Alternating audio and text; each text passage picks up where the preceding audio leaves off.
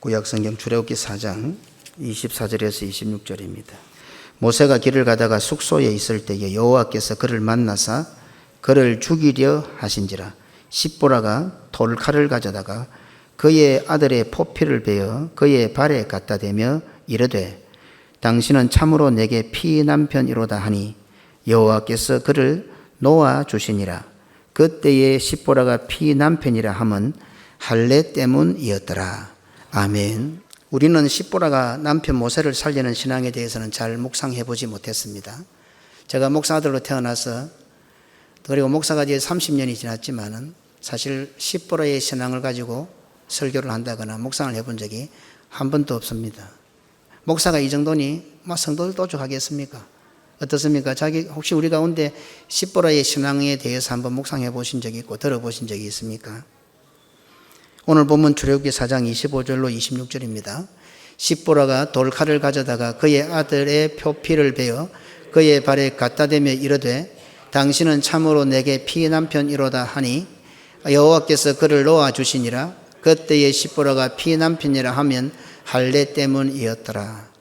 우리는 단순하게 미디안 제사장의 딸, 이드로의 딸 혹은 구스 여인 정도로만 보았지 남편이 죽는 상황에 어떻게 해서 이 십보라가 할례 신앙을 가지고 있었을까?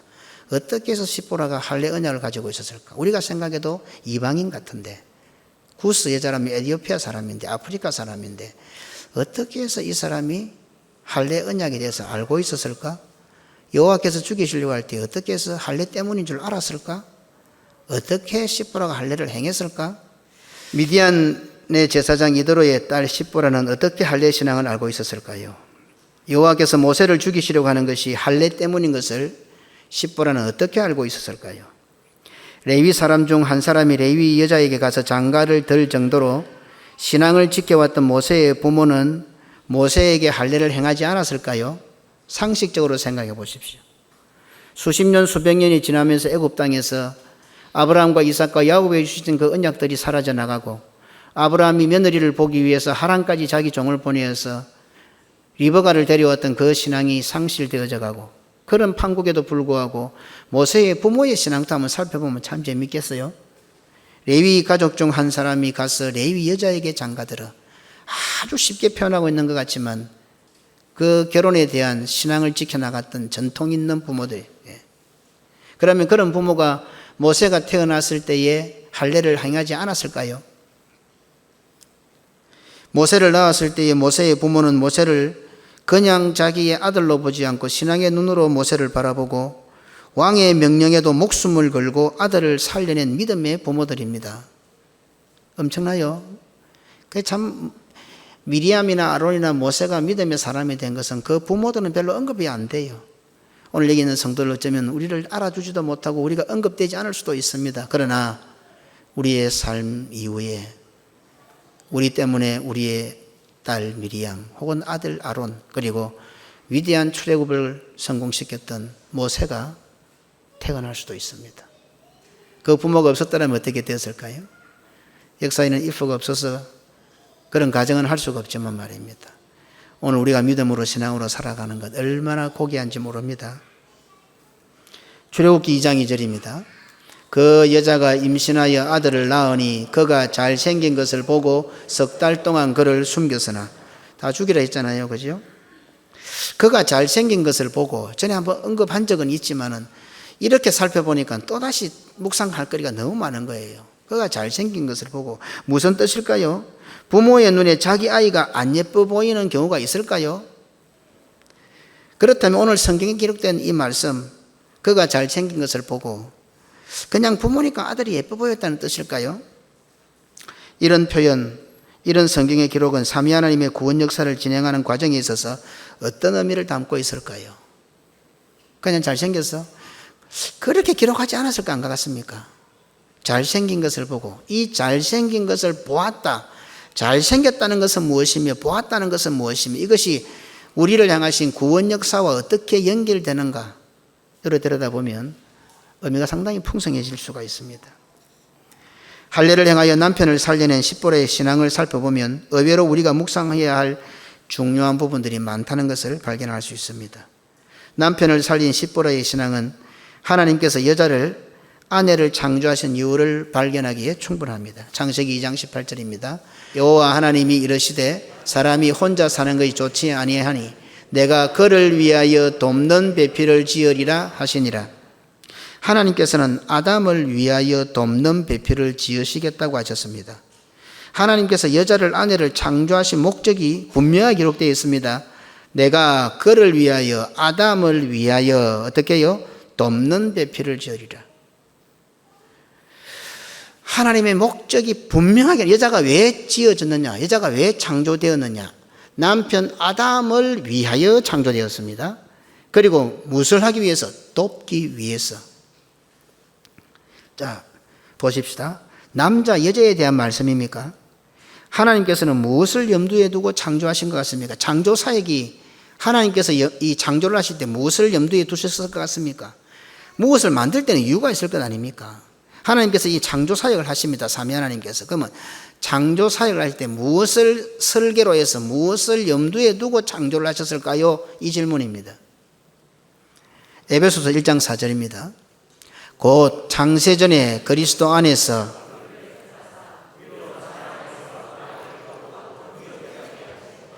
곧 창세전에, 오늘 우리의 구원은 하나님께서 창세전에 창조하시기 전에, 그러니까 창조하실 때에 우리의 구원이 이미 하나님 머릿속에 들어있었던 거죠.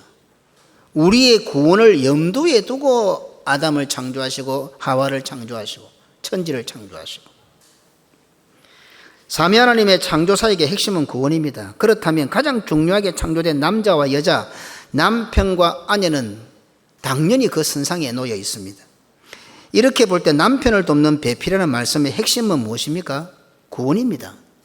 구원은 뭡니까? 살리는 겁니다. 우리는 자꾸 돕는다니까 그냥 좀 힘이 없을 때 도와주는 것, 이 정도로 생각하는데 성경에 말하는 이 돕는 핵심은 구원이잖아요. 구원은 살리는 거잖아요. 이 정도만 묵상해도 여자의 사명이 얼마나 존귀한지를 깨달을 수가 있습니다. 메시아를 바라보는 시언약의 주체인 남자가 죽으면 심각하지 않습니까? 그렇잖아요. 그 시가 죽을 위기를 만났을 때에 그 시를 살려내는 역할, 어떻습니까? 여자의 사명이 어떤 것 같습니까? 메시아를 대망하는 남자를 살리는 사명을 받은 자가 오늘 여자라고 합니다. 이런 장면에서 감히 남녀 차별이라는 용어를 말하는 자체가 어리석어 보이지 않습니까? 그런데 하와는 남편을 죽이는 결과를 초래했습니다. 돕는 배필의 사명을 가진 아내는 예수 그리스도의 신부인 교회로 완성되었습니다. 이렇게 볼 때 성도의 사명은 궁극적으로 살리는 것입니다. 교회가 뭐 하는 곳입니까? 살리는 곳입니다. 성도가 누구입니까? 살리는 사람입니다. 혹시 죽이는 교회는 없습니까? 성도들끼리 와서 교회에서 서로 죽이는 사람은 없습니까? 그런데 우리는 하와 할머니의 전철을 밟는 경우가 많습니다.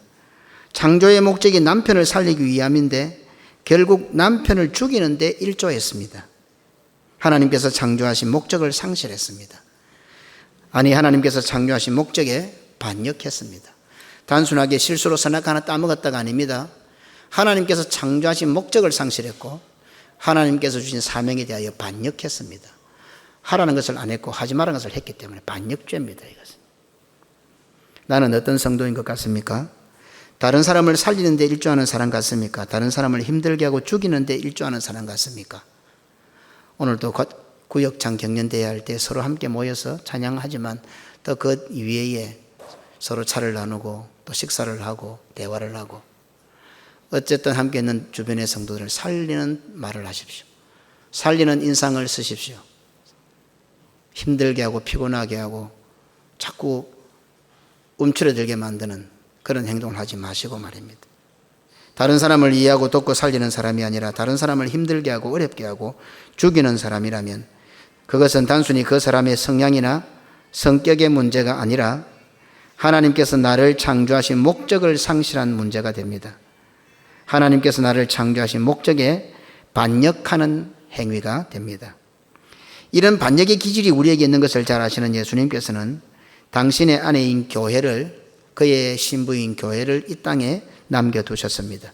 그래서 교회는 성도들의 어머니가 되어 성도들로 하여금 하나님께서 부여하신 창조의 목적을 잘 실천하도록 가르치고 있습니다. 갈라디아서 4장 26절입니다. 오직 위에 있는 예루살렘은 자유자니 곧 우리 어머니라. 특히 우리 고신교회는 세계를 교구로 선교하는 사명을 제1로 하는 교회입니다. 선교는 삼위 하나님의 구원 역사를 이루는 최선이며 사람을 살리는 배필의 사명으로 볼 때의 최고봉입니다. 그러니 그런 고신교회에 속한 성도들은 당연히 하나님께서 창조하신 배필로서의, 돕는 배필로서의, 살리는 배필로서의 사명을 잘 감당하는 자들입니다.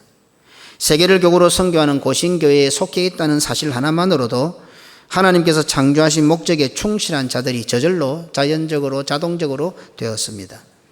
그러니 우리가 어디에 소속되어 있는가 하는 것은 매우 중요합니다. 한국에 태어나면 한국 사람이고, 지금 네팔 목사님들이 와 있지만 그들은 네팔에 태어났기 때문에, 네팔에 소속되어 있기 때문에 네팔 사람인 겁니다. 그죠? 그런 거 보더라도 우리가 참 감사할 게 많습니다. 어쩌면 그들이 한국 땅에 태어났고 우리가 네팔에 태어났으면 거꾸로 되어 있겠죠. 그들만한 신앙을 가질 수 있었겠어요? 어디에 소속되어 있느냐가 매우 중요합니다. 그래서 백로를 향해서 까마귀 노는 곳에 가지 말라고 하는 것 같습니다. 성도들 한 주간 살면서 어디에 소속되어 있습니까? 내 발이 어디로 많이 갑니까? 누구와 대화를 많이 합니까? 어떤 이야기를 많이 합니까? 어떤 사고를 가지고 있습니까? 여러분의 사상과 철학과 삶과 행동이 어디에 소속되어 있습니까? 교회의 보호를 잘 받는 성도입니까? 교회의 지도를 잘 따르는 성도입니까? 교회의 가르침에 잘 순복하는 성도입니까? 어떻습니까? 나는 어떻다고 생각하십니까? 나이가 좀 들었다고, 제법 뭘 좀 알게 되었다고 주장하고 있지는 않습니까? 교회라는 어머니가 늙어 보여서 이제 우리 교회는 한 60년 이렇게 돼 가니까 제법 엄마가 힘이 없어 보이지요? 그래서 함부로 하지는 않습니까? 교회라는 어머니를 무시하지는 않습니까? 우리가 나이 들어 60이 넘고 은퇴가 다 돼가니 젊은 아이들이 우리들에게 함부로 한다, 소외당한다 생각하지 마시고, 우리는 어떻습니까? 어머니라는 교회를 무시 안 합니까? 교회를 겁냅니까? 존경합니까? 교회를 사랑하십니까? 나보다 더 사랑합니까? 예. 대부분 다 연세가 많으시네요. 그리고 이 아래층에 있는 분들은 아무리 살펴도 뒤에 학생들 몇집 빼고는 곧 대부분 50고개 다 넘었고 이제 60 넘어가고 70 가면 이러나 저러나 뒷방 늙은이들 될 건데, 아이들한테 볼멘 소리 하지 마시고 나는 교회를 어떻게 생각합니까? 교회라는 어머니 앞에 나는 어떤 태도를 취하고 있습니까? 뭐 그래 교회라는 엄마한테 잘해줬다고 그래 엄마한테 또박또박 말대꾸하고 달라듭니까? 우리의 어머니인 교회는 우리를 살리고 있다는 사실을 잊어서는 안 됩니다. 엄마 없으면 죽습니다. 우리는요. 세상 사람들이야 세상에서는 고아가 되어도 살아나는 방법이 있지만 성도에게는 교회라는 엄마가 없으면 죽어요. 그래서 성도들이 알고 보면 교회 생활이 힘들면 삶이 힘든 거예요. 왜 그런 비밀을 모르는지 모르겠어요. 성도가요, 아무리 세상이 힘들어도 교회 와서 편안하고요, 교회 와서 즐겁고요, 교회 와서 목사님하고 잘 지내고 성도들끼리 잘 지내면요 행복한 거예요. 어떤 어려움도 이겨낼 수 있어요. 아주 쉬운 길인데 왜 그게 안 돼요? 시험 치라는 것도 아닌데, 고시 치라는 것도 아닌데. 한번 지나보세요. 우리 성도들 세상이 아무리 잘 나가고 아무리 잘 먹고 떵떵거려도 교회 와서 불편하면 사람이 얼마나 인생이 괴로운데, 근데 밖에 좀 힘들고 병들고 아프고 괴로워도 교회 와서 은혜를 받고 교회 와서 함께 성도들끼리 사랑하고 여기 와서 평강을 누리면 힘을 얻잖아요. 교회라는 어머니를 무시하기 때문에 그렇습니다. 이제 엄마는 늙었으니까 내 좀 아니까 아이고 엄마 좀 가만히 있었어, 내가 알아서 할게요. 밖에서 하던 행동을 교회 와서도 하는 거죠. 살리는 것은 구원입니다. 돕고 보호하고 가르치고 인도하는 모든 것은 살리는 것의 핵심입니다. 교회가 가르치고 교회가 돕고 교회가 훈계하고 교회가 회초리를 들어 때리고 모든 것은 왜요? 살리려고. 초다를 아끼지 말라. 미웠어요? 아닙니다. 살리려고요. 왜 교회가 권징을 합니까? 살리려고요. 소자를 실족해 하는 것보다 차라리 목에다가 돌멩이를 메어다가 바다에 빠뜨려 죽여버리라. 육은 죽이는 것 같지만 영은 살리기 때문에. 살리기 위함입니다. 왜 목사가 고함을 칩니까? 왜 목사가 야단을 칩니까? 왜 지금 절벽 앞에 앉아있고 부뚜목 앞에 앉아있으니까 그 넓지면 큰일 나니까 그러지 말라고 살리려고. 그래서 교회 밖에는 구원이 없습니다. 지혜로운 우리 선조들은 상형문자 한자를 만들 때 편안한 안자를 만들 때에 집과 변에 계집녀를 넣었습니다. 여자가 집안에 있을 때에 편안하다는 뜻입니다. 오늘 우리는 다 그리스도의 신부들입니다. 그러면 어디에 있어야 되겠습니까? 교회라는 집안에 있어야 되는 겁니다. 우리가 교회라는 집안에 있을 때에 편안해지는 거예요. 그래서 선조들은 그 사실을 알고 떡글자를 지을 때에 집과 변에 계집녀를 넣은 거예요. 그래 편안할 안자가 된 거예요. 그런데 성도들이 저 밖에 나면 뭐가 그렇게 편안한지, 요 오면 막 구속되는 것 같고, 요 오면은 뭐 되게 힘들고, 뭐, 밖에만 나면 편안한 줄 알아요. 밖에만 나가면. 성도들이 교회 안에 있으면 그 집과 변에 계집녀 편안한 하나님의 은혜를 구원의 복을 누릴 건데, 이 여자들이 나가서 점자 335를 댕기네. 계집녀가 밖에 나가서 집과도 집을 뜯어버리고 계집녀가 3개 붙으면 그 무슨 글자가 되더라고요. 그러니까 엉망진창이 되는 거죠. 먼저는 그리스도의 신부된 성도가 교회 안에 있을 때 편안하다는 뜻이 됩니다. 1차적으로. 성도는 교회라는 집을 벗어나는 순간 불안해지고 불행해진다는 뜻입니다.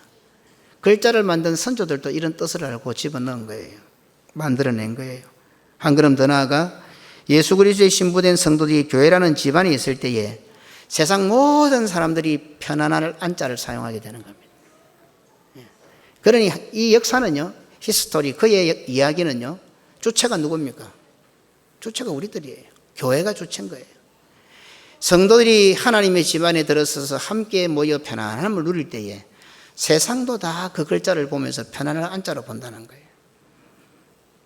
예수 그리스도의 신부된 성도들이 교회라는 집안에 있을 때에 세상이 그리스도의 복음을 받아 그의 빛을 받아 어둠이 물러가고 구원의 안식을 누리게 된다는 뜻을 그 글자에 넣어 놓았던 것입니다.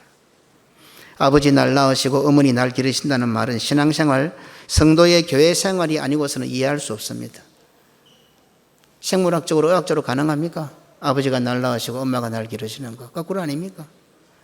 그러니 세상의 방법과 교회의 방법은 반대입니다. 비슷하다고 생각하지 마십시오. 반대입니다, 그냥.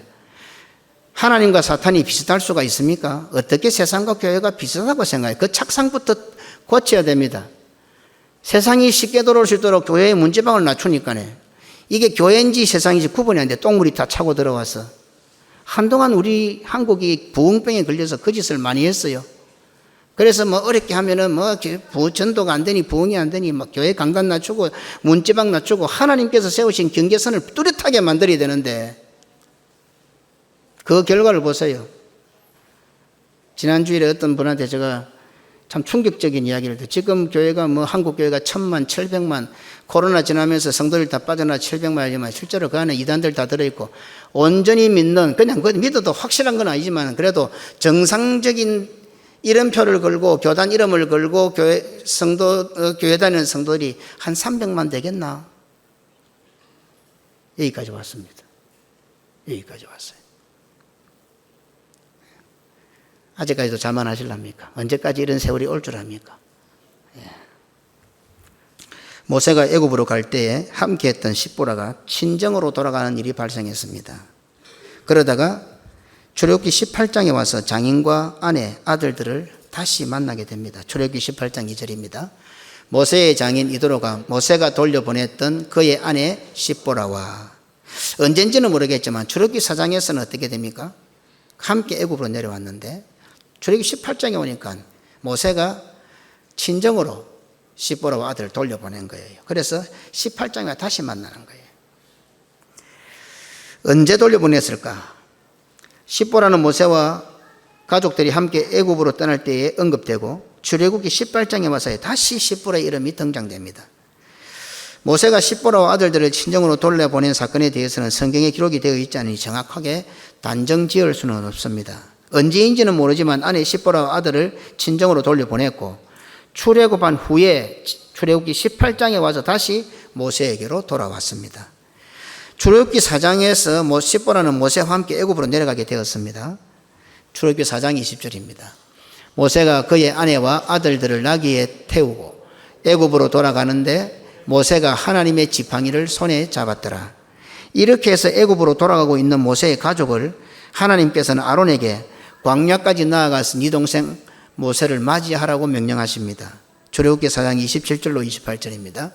여호와께서 아론에게 이르시되 광야에 가서 모세를 맞으라 하시매 그가 가서 하나님의 산에서 모세를 만나 그에게 입맞추니 모세가 여호와께서 자기에게 분부하여 보내신 모든 말씀과 여호와께서 자기에게 명령하신 모든 이적을 아론에게 알리니라. 이렇게 볼 때에 미리암과 아론은 출애굽 전에 이미 십보라의 존재를 알고 있었습니다. 모세가 가족과 함께 애굽으로 올 때에 아론이 맞이하러 나갔기 때문에. 그런데 아론과 미리암이 구스 여자를 취한 문제를 제기한 것은 출애굽 후입니다. 18장 그리고 제가 보기로는 민수기 12장입니다.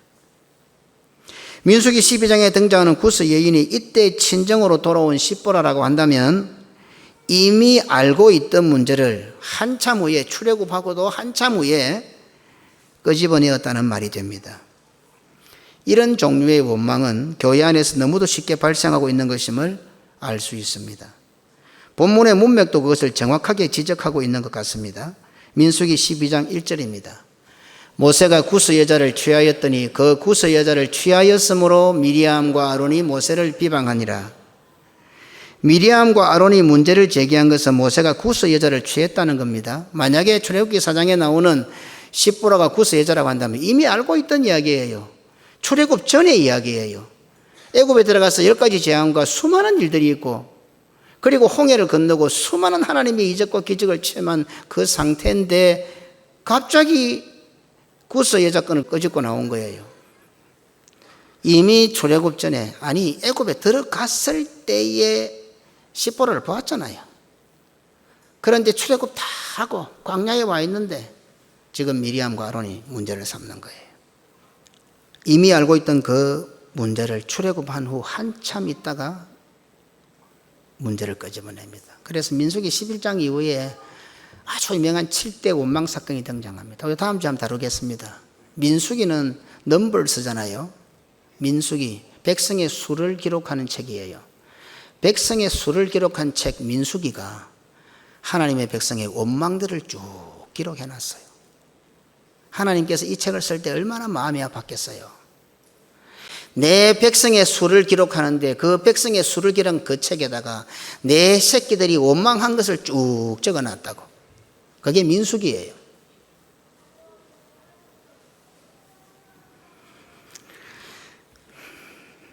이런 종류의 원망은 교회 안에서 너무도 쉽게 발생하고 있는 것임을 알 수 있습니다. 본문의 문맥도 그것을 정확하게 지적하고 있는 것 같습니다. 민수기 12장 1절입니다. 그들이 이르되 여호와께서 모세와만 말씀하셨느냐 우리와도 말씀하지 아니하셨느냐 하매 여호와께서 이 말을 들으셨더라. 어떻습니까? 구스 여인이다 이방인이라고 비방을 했지만은 알고 보면 어떻습니까? 지금 미리암과 아론이 모세를 비방하는 이유는 모세의 선지자직입니다. 하나님께서 니하고만 이야기하시나 말씀하시나 우리하고도 말씀하신다. 하나님께서 말씀하시는 분은 선지자거든요. 그러니까 선지자가 하나님 말씀을 받아서 전달하는 거 이게 선지자예요. 그래서 이 선지자는 쉽게 표현하면은 원탁의 기사예요.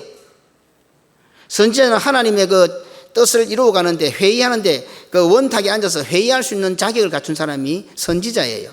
그래서 하나님하고 조율하고 하나님 너무합니다. 50명만 있으면 살려주이소. 안 된다. 45명만 살려주이소. 안 된다. 40명, 30명, 20명 마지막으로 청하오니 10명만 되면 살려주이소. 한번 해봐라 그래. 요거를 조율하는 그래서 아브라함은 선지자 이렇게 말씀하고 있는 거예요. 하나님으로부터 말씀을 듣는 자 그래서 그 말씀을 받아서 백성에게 전달하는 자 선지자적입니다. 구스 여자를 취한 것 때문에 모세를 딱 비방했는데 알고 보니까 바로 2절에서 뭐랍니까? 하나님이 니하고만 말씀하시나 우리하고도 말씀하신다. 예? 목사님은 내보다 기도 더 적게 하는데 나는 날마다 기도하는데. 예.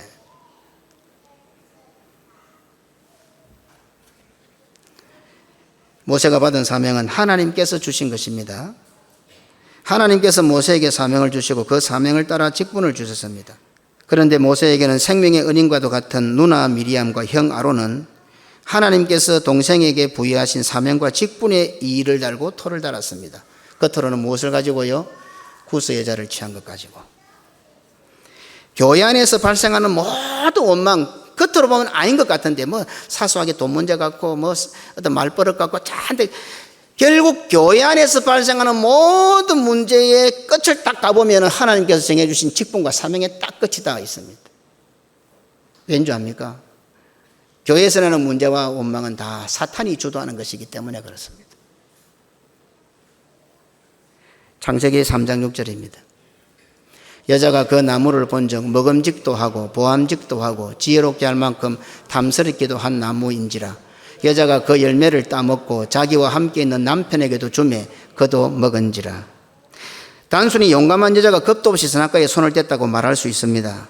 하지만 조금만 묵상을 해봐도 이 사건은 하나님께서 부여하신 사명과 직분에 대한 불신앙이요 반역임을 쉽게 알 수 있습니다. 하나님께서는 여자를 창조하실 때에 돕는 배필의 사명을 주셨습니다. 그 사명에 따라 주어진 직분은 여자였습니다. 이렇게 놓고 볼 때에, 선악과와 여자의 직분을 놓고 볼 때에 선악과를 따먹고 싶은 사람이 알고 보면 아담이라. 아담. 하나님처럼 지혜롭게, 하나님처럼 아름답게 하나님의 형상과 하나님의 모양대로 창조되었으니까 아담이 착각을 하기 쉬운 거야. 선뜻 내가 하나님인가? 저거 따먹고 나면 내가 하나님 자리에 올라갈 수 있는가? 이런 미혹을 받을 수 있는 사람이 아담인 거예요. 그런데 하나님의 명령에 대해서 가르침을 받은 하와가 가만 보고 있으니까 수상하거든. 저거 남편이 여보고 손대면 안 된다. 이렇게 하라고 하나님께서 하와를 만드신 거야, 알고 보면은. 그래서 가르치는 사람도 중요하고 배우는 사람도 중요하고 잘 배우고 나중에는 배운 사람이 가르치는 사람을 도와줄 수도 있어요. 그래서 내가 늘 하는 말이, 죄를 돕기 위해서는 온 부목사들은, 부교육자들은 다 내보다 잘 돼야 된다. 가르치는 자도 잘 가르쳐야 되고 배움을 받는 자도 잘 배워야 되고, 그리고 가르치는 자가 착각을 해서는 안 돼요. 내가 가르친 그 사람을 통해서 나에게 유익이 올 수 있고 또 나도 제 가르침을 받을 수가 있다. 그래서 우리 교육자들 보면 늘 그럽니다. 너 후배들이 또 전도사가 설교라도 배우려고 앉아라. 나는 너희들 수고할 때 하나님께서 나에게 무슨 말씀을 오늘 오 목사를 통해서, 정 목사를 통해서, 김전사를 통해서, 내 아들이지만은 하나님께서 무슨 말씀을 하실까? 나는 그런 자세로 설교를 듣는다. 듣다가 엉뚱소리 하면 그때는 이제 내가 체크를 하지만은 내가 너가 체크하려고 설교 안 듣는다. 배워야죠. 언제까지요? 죽을 때까지 배워야지.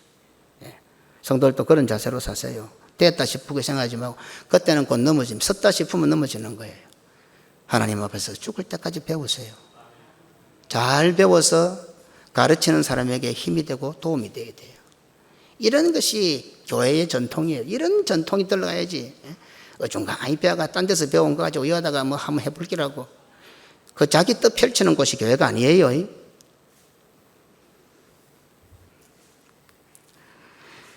돕는다는 의미에 대해서는 이미 살펴본 것처럼 살리는 것입니다. 아담이 사명을 감당하다가 혹 자신이 하나님이라는 착각을 하여 죽을 순간이 되면 남편 아담이 삼위 하나님의 구원 역사를 감당하다가 혹 착각하여 잘못하게 되면 아담을 위하여 돕는 배필로 창조된 하와는 믿음의 여인 십보라처럼 그 남편을 하나님으로부터 살려내어야만 합니다. 그런데 아내 된 여자는 남편 된 아담을 죽이는 데 결정적인 역할을 했던 것입니다. 이것이 바로 선악과 사건입니다. 그럴 때에 아담을 살리라고. 그래서 하나님께서는 하와를 창조하셨고 여자를 창조해서 그에게 어때요? 그에게 돕는 배필의 사명을 주셨고 그 돕는 배필의 사명을 감당하라고 여자라는 직책, 사명, 직분, 아내라는 직분을 주신 거예요. 오늘 성도를 한번 생각해 봅시다. 내가 지금 남편입니까? 하나님이 나에게서 남편이라는 직분을 주신 거예요. 아내입니까? 아내라는 직분을 주신 거예요. 예, 직분, 부모라는 직분, 자녀라는 직분을 주신 거예요. 아내 된 여자는 남편 된 아담을 죽이는데 결정적인 역할을 하고 말았습니다. 사명에 대한 망각이요 착각입니다. 자신이 받은 창조의 직분에 대한 무질서요 역전현상입니다. 여자가 그 열매를 따먹고 자기와 함께 있는 남편에게도 주매 그도 먹은지라. 그래서 대부분의 신학자들은 이 장면을 성찬의 역전현상이라고 합니다. 하나님께서는 선악과를 먹지 마라. 아담에게 말씀하시고 아담은 하와에게 가르치고 이것이 내려오는 거예요. 그런데 어떻게 됩니까? 사탄이 미혹을 하고 사탄의 미혹을 받은 하와가 선악과를 따먹어서 아담에게 주니 아담이 먹습니다. 하나님과 아담과 하와로 내려오는 순서가 사탄과 하와와 아담으로 역전 현상이 일어나고 있는 거죠. 오늘 교회 안에 빈번하게 발생하는 문제입니다. 교회가 예배에 대한 예전을 집행하고 성찬에 대한 예식을 제정하고 그 법을 따르는 것은 매우 중요합니다. 그래서 제가 성찬 예식을 할 때도 눈에 보이는 말씀이기 때문에 장로님들 앞에 모시고 처음 오는 사람들은 신앙 고백을 받고 또 목사가 장로님들에게 떡을 나누어 주고 장로들이 성도들에게 나누고 이런 것이 별것 아닌 것 같지만 떡을 먹기도 함께 먹고 잔을 마시고 함께 마시고 이런 예전들이 별것 아닌 것 같지만 이 속에서 질서가 있고 성찬은 그 자체가 예배 시간에 선포되는 보이는 말씀입니다. 성도가 받은 사명에 대해 망각하고 착각하는 것은 곧 죽음입니다. 성도가 받은 직분에 대해서 무질서하고 반역하는 것은 곧 죽음입니다. 선악과를 따먹은 것과 똑같습니다. 사명을 위하여 주어진 직분의 무질서와 경계를 넘는 것은 선악과를 따먹는 것과 같은 불신앙이고 반역의 행위가 됩니다. 이것은 단순히 인간관계의 차원이 아닙니다. 에덴 동산에서 쫓겨나는 완전한 죽음, 영적인 죽음을 뜻합니다. 사탄은 이미 에덴 동산에서 이 작전이 얼마나 위력이 있고 얼마나 효과적인 것을 이미 파악했습니다. 그래서 오늘날 하나님의 교회와 성도들을 파괴하는 데도 이 방법을 사용합니다. 눈으로 보이는 선악과는 아니지만 오늘 하나님께서 주신 사명과 직분은 선악과와 같은 의미가 있습니다. 그렇지요? 내가 목사라는 직분, 장로라는 직분, 집사, 권사, 성도라는 직분, 교사라는 직분, 각종 직분들 이것을 어찌 보면 선악과와 같은 것입니다. 하나님께서 나를 사랑하시는 사랑의 정표요. 하나님께서 나와 함께 계시는 정표인데도 불구하고 이 직분을 함부로 생각하는 거예요. 이 직분을 함부로 생각하고 직분을 감당하지 못하는 것은 선악과를 따먹는 것과 똑같은 거예요. 하나님을 배신하는 것이고 하나님을 반역하는 것이에요. 이렇게 안 본다는 거예요. 신앙적으로. 에덴 동산에서 성공한 사탄은 예수 그리스도의 십자가와 부활과 성천으로 완성된 그의 몸된 교회 안에서 동일한 방법으로 파괴 공작을 시도하고 이미 많은 부분 성공을 거두고 있는 것 같습니다.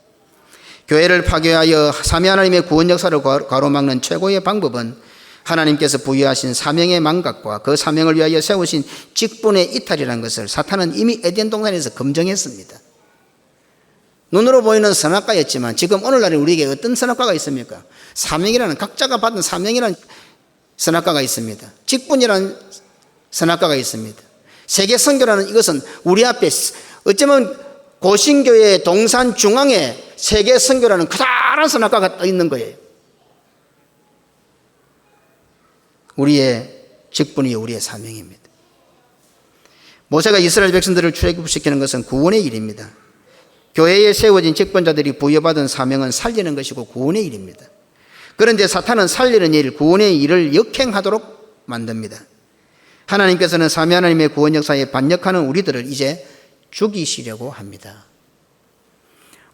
아담과 하와를 에덴 동산에 쫓아내셨던 것처럼 우리도 우리에게 주어진 사명과 직분을 이탈하고 무질서하고 자기 마음대로 하게 될 때 하나님은 우리를 죽이시려고 합니다. 성도를, 직분자를, 교회를 죽이고 살리시는 분은 오직 하나님 한 분임을 명심하시기 바랍니다. 그런데 의외로 성도들은 이 사실을 잘 모르는 것 같습니다. 그래서 하나님을 세상과 형편과 사정보다도 더 겁내지 않는 것 같습니다.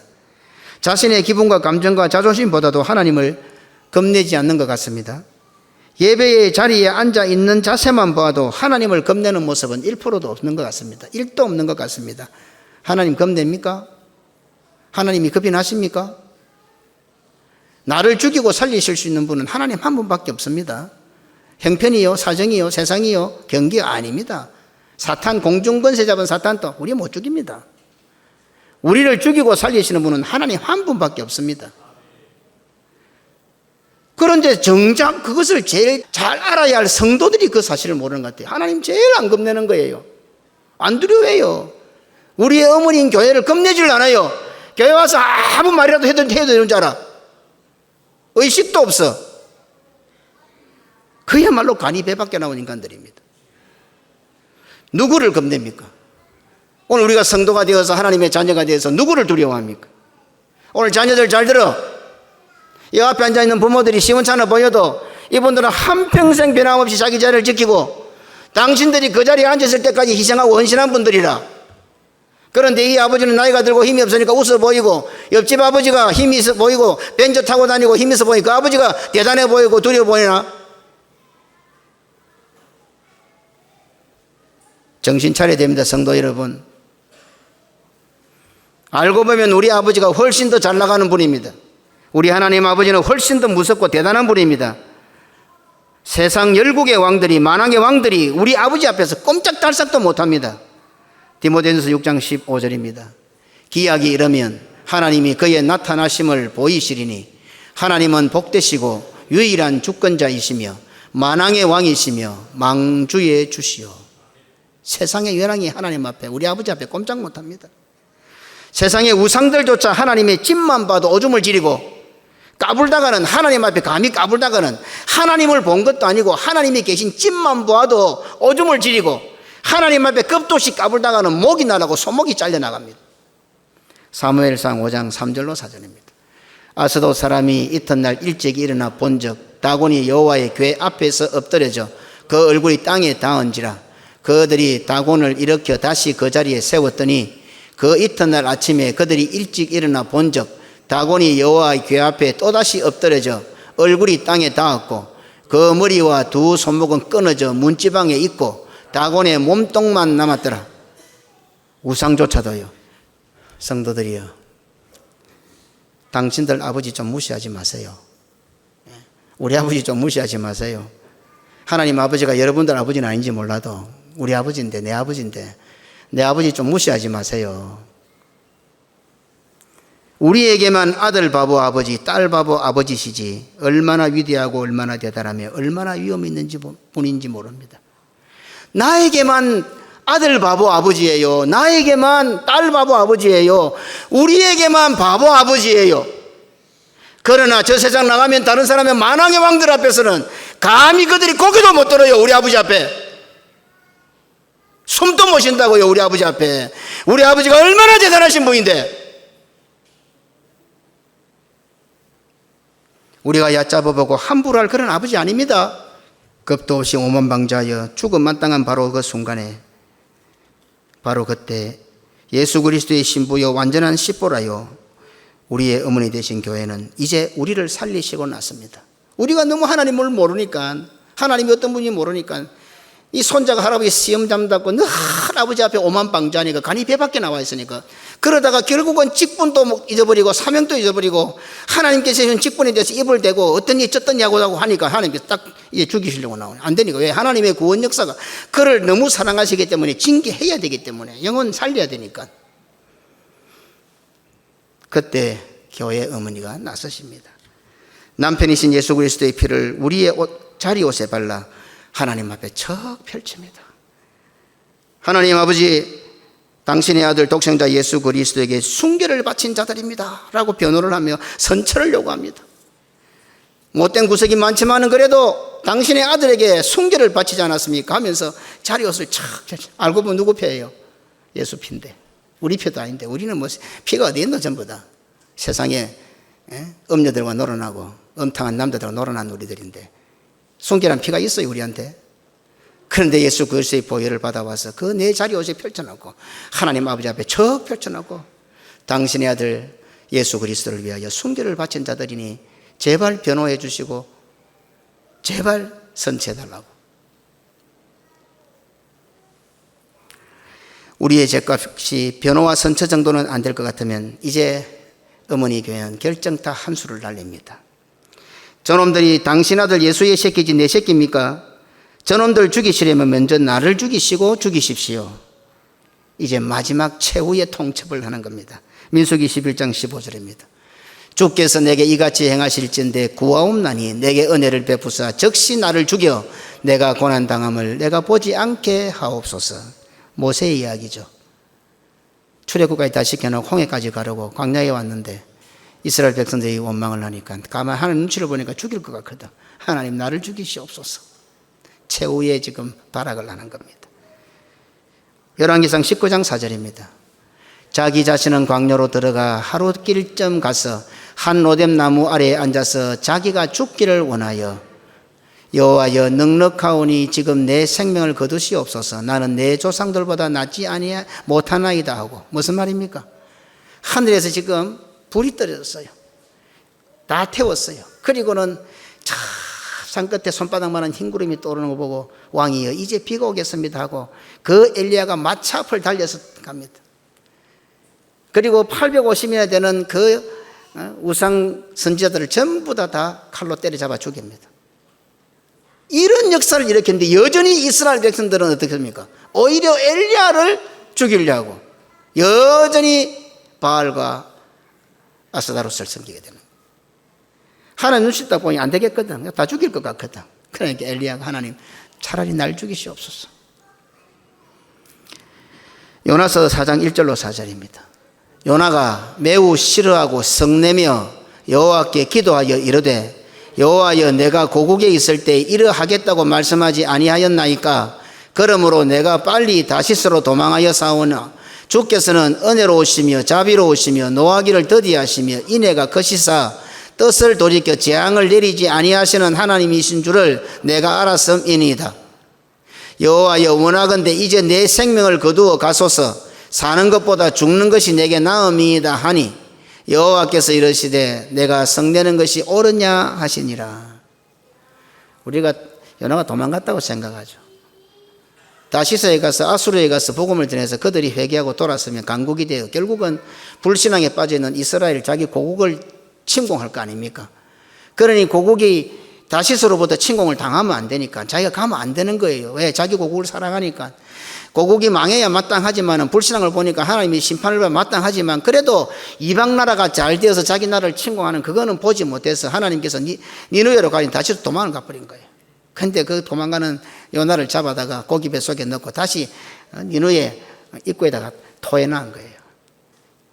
어떤 마음으로 전도에게 고기 뱃속에서 3일 동안 있었으니까 요나의 몸에 어떤 냄새가 그 악취가 나고 더럽고 막 머리 막 까지고 한번 상상을 해보세요.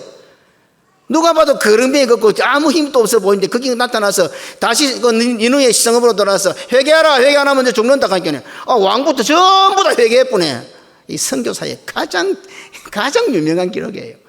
세계 선교 역사에 이런 일이 없어요. 한나절 돌아다니면서 복음을 전했어. 너가 이러다가 큰일 난 하나님 다 죽인다 하니까 갑자기 막 백성들과 왕들이 전부 베옷을 입고 제의 안고 막 회개가 확 퍼집은 거야. 하나님의 역사는 일어났는데 이제 그 뒤는 뻔하지 않았습니까? 이제 이 아수르가 잘 되면 결국은 아수르가한테 망하게 되지만은 이제 자기 나라가 망하게 될 것을 보고 요나는 빠져나와서 하나님 앞에 뭐라고 합니까? 매우 싫어하고 성내며 여호와께 이런 장면을 보니 어떻습니까? 하나님 앞에 감히 겁도 없이 하나님 앞에 싫고 막 성이 나는 거예요. 막. 우리의 대적 아수르가 지금 회개하고 돌아오고 잘 되니까 막 성이 난 거예요. 성도들도 이런 마음이 있어야 돼. 저거 교회는 뭐 잘 되고 못 되는 관심도 없고 너무 잘 되는 거지 뭐 그 신경을 쓰고 있어 그래. 예? 하나님 차라리 이제 아수르가 이스라엘 치게 될 거니까 죽을 거 뻔하니까 하나님 내일 죽이시옵소서 하고 지금 요나가 기도하고 있는 거예요. 너무 성경이 재밌죠? 너무너무 재밌는 거예요.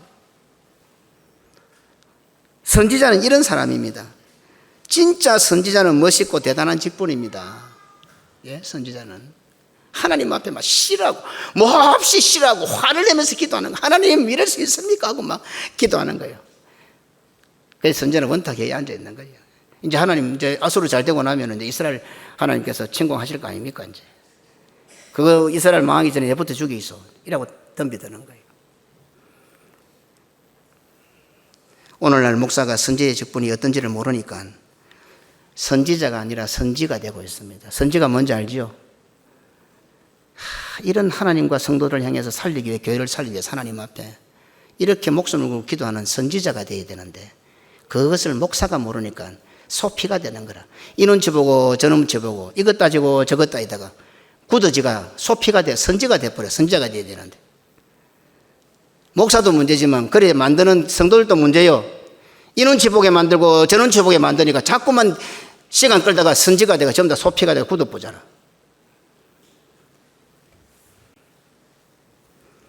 미리암과 아론은 감히 하나님께서 모세에게 주신 이런 선지자직을 비방한 것입니다. 동생이지만 생명의 은인이지만 하나님께서 부여하신 선지자 직분을 비방한 것입니다. 부족한 부분이 많지만 목사로, 장로로, 집사로, 권사로, 성도로 세계를 교굴하여 선교하는 고신교회 성도로 오늘까지 변함없이 충성, 봉사, 헌신을 아끼지 않았다고 오늘 고신교회 어머니는 하나님 앞에 변호를 하며 선처를 바라고 있습니다. 그때 하나님께서는 우리를 죽이시려는 손을 놓고 계시는 겁니다. 우리가 하나님 앞에 나올 때마다 우리의 어머니 되시는 교회, 완전한 십보라가 되신 교회는 돕는 배필의 사명, 살리는 사명을 완수하셔서 우리를 살려주고 계십니다. 그러니 오늘 교회에, 오늘 주일에 교회로 모여 드리는 예배는 삼위 하나님께서 우리를 놓아주시는 현장입니다. 하나님께서 우리를 죽이려고 목을 팍 조르다가 교회가 그러면 안 됩니다, 이렇고 저렇습니다, 세계를 교회하고 복음 전하는 교회 성도들입니다, 그러는 부족하지만 이렇게 헌신하고 있냐고 평생을 다해서 이렇게 하고 있습니다. 그래도 안 되면 내 지기소, 내부터 지기고 지기소 하고 하나님 앞에 막 내내 그 교회의 애절한 간청과 변호 앞에 하나님은 우리의 조르던 목을 놓아주시는 거예요. 아니, 우리를 살려주시는 현장입니다. 알고 보면 끝으로 놓아주시는 것 같지만 실제로 죽은 우리들 아닙니까? 우리들을 그리스도의 보혈로 다시금 살려주시는 것입니다. 그러니까 이 자리는 눈으로 볼 때는 하나님께서 우리를 목을 조르러 죽이시는 것 같지만 실제로는 어떻습니까? 우리를 살리시는 자리인 것입니다. 다시 살아난 감격과 은혜와 기쁨이 충만한 교회, 이 자리에 앉은 모든 성도들이 되시기를 주님의 이름으로 축원합니다. 아멘. 하나님 아버지 감사합니다. 우리는 십보라의 신앙을 한번 돌이켜 봅니다. 어떻게 해서 그 여자가 할례 언약을 알았을까? 어떻게 해서 남편 모세가 여호와로부터 죽임을 당할 것 같은 그 순간에 할례를 행할 수 있었을까? 할례 때문인 줄 어떻게 알았을까? 하나님, 우리가 세상에 실수하고 잘못하고 그래서 문제를 당하는 것도 있겠지만 신앙생활하면서 교회의 사명을 감당할 때에 당하는 어려움들이 있고 난제들이 있는 것 같습니다. 그럴 때 우리는 얼마나 영적인 분별을 가지고 이것이 무엇 때문인가 간파하고 살아가고 있는지 우리를 돌아봅니다. 하나님은 그것이 아닌데 지금 할례를 행해야 남편 모세가 살아나는데 엉뚱대 가서 내가 여호와를 위해서 이것도 하고 저것도 하고 그렇게 하나님 앞에 항변하고 있지는 않습니까? 하나님, 우리의 말씀에 대한 통찰력을 주시고 살아가는 삶의 믿음으로 바르게 살아갈 수 있도록 영적인 분별력을 허락하여 주옵소서. 말씀을 깨닫는 것을 즐거워하게 하시고 말씀의 도를 터득하는 것이 세상에 그 무엇을 얻는 것보다 더 귀하다는 것을 깨닫는 저희들이 되게 하여 주옵소서. 그래서 남편이 죽임을 당할 때 살려낸 아내가 되게 하시고, 아내가 죽임을 당하려고 할 때 살려낸 남편이 되게 하시고, 부모가 죽임을 당할 때 자식들이 살려내는 자식들이 되게 하시고, 자식들이 죽임을 당하려는 순간에 그 자식들을 살려내는 부모가 되게 하시고, 구역에서도 기관에서도 함께하는 성도들에게 서로에게 좋은 돕는 배필이 되어서 옆에 성도를 죽이는 짓을 하지 말고 옆에 성도들이 위험을 당할 때 살려내는 사명을 감당하는 우리 고신교회 모든 성도들 다 되게 하여 주옵소서. 오늘 고신교회라는 어머니가 우리를 살리고 있다는 사실을 알고 오늘 교회 안에서 온 성도들이 입을 모아 하나님 앞에 찬양할 때 그 찬양이 그냥 단순한 노래 실력을 발표하는 것이 아니라 하나님께서 나를 살려주시고 이 어머니 된 교회가 나를 살려주시는 그 은혜에 감사하여서 어머니 품 안에서 세상 모르고 하나님을 향하여 찬송하는 그런 복된 주일이 되게 하여 주옵소서. 구주 예수님 이름으로 기도드리옵나이다. 아멘.